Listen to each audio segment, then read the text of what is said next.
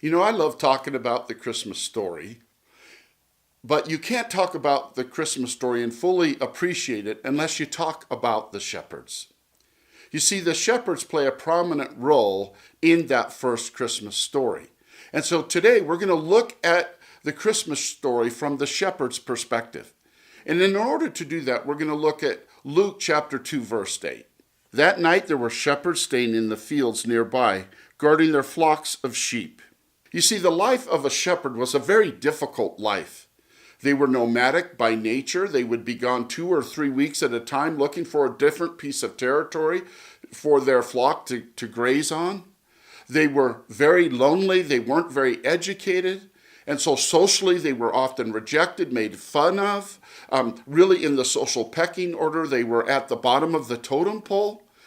Added to that, they were so distrusted, they were not even allowed to give testimony in court. All the way back in the book of Genesis 46, listen to what it says about shepherds. Every shepherd is an abomination unto the Egyptians. And so you can see how these shepherds have a really difficult life, and yet there's this explosion on the canopy of the sky that night. Listen to what Luke says. That night there were shepherds staying in the fields nearby, guarding their flocks of sheep. Suddenly, an angel of the Lord appeared among them, and the radiance of the Lord's glory surrounded them. They were terrified. Of course they were terrified. You and I would be terrified if an angel of the Lord appeared before us and the glory of God surrounded us. But here's the first point I want to share with you, and it's a wonderful point of this story. The first point is that God lovingly decides to share the good news to the nobodies of the world. I mean, the shepherd boys were nobodies of the world, and yet God decides to share the good news with them, and they cannot believe it. The good news that Jesus has come, the good news is that the peace of God has come. Let's continue reading. Luke 2, 10 through 12. But the angel assured them, "Don't be afraid," he said. "I bring you good news that will bring great joy to all the people.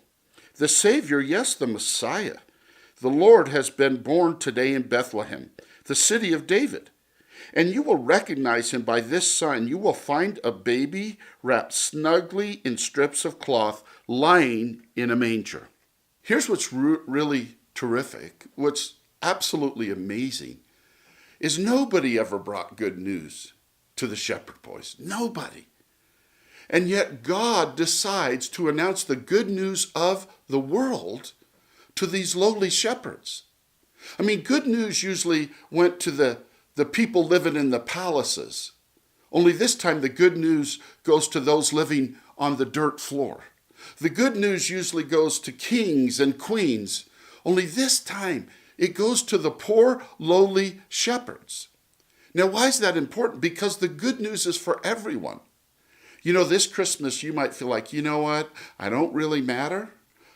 I don't have a family that really loves me. Really, I'm not even sure anybody loves me.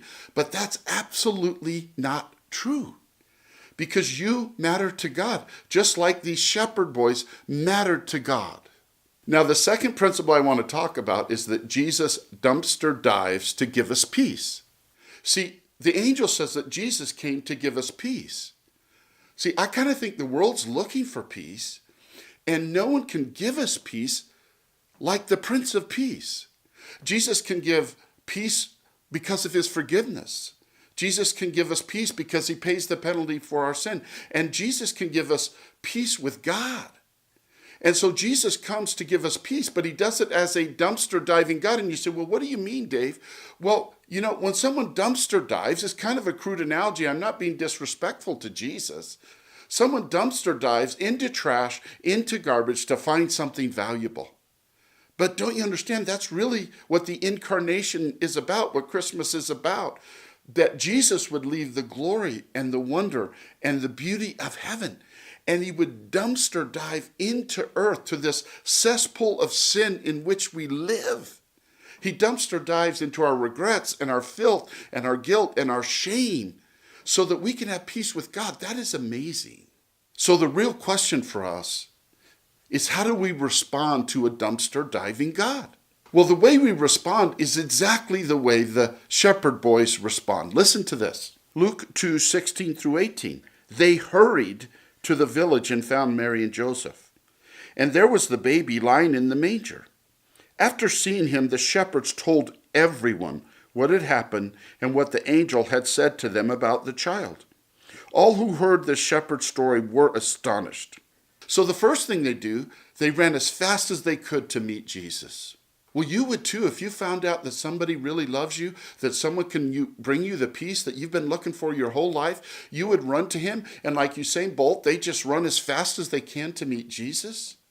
And my invitation to you is, maybe you've never done that, but I want to encourage you to do that this Christmas. Just run as fast as you can to meet Jesus. Or if you've drifted from Jesus a little bit, if you're not that close to him like you used to be, just run to him. Find the Savior of your soul. And the second thing they do is they tell as many people as possible about Jesus. They want to let as many people know about Jesus as they can. You see, when you discover and experience the love of Jesus and the peace of Jesus that satisfies your heart and your life, you can't help but tell others. So I want to encourage you. It kind of goes with what we always talk about. Pursue God and then help others pursue God. And this Christmas time, it's a great opportunity to tell people about this Jesus, to tell as many people as possible about this Jesus, to invite them to a Christmas Eve service, to invite them to be part of your small group, to invite them to be in a mentoring relationship. You see, what really happens with the shepherds if they were transformed? Because when you meet Jesus, you are transformed, and you can't help but tell the world about him.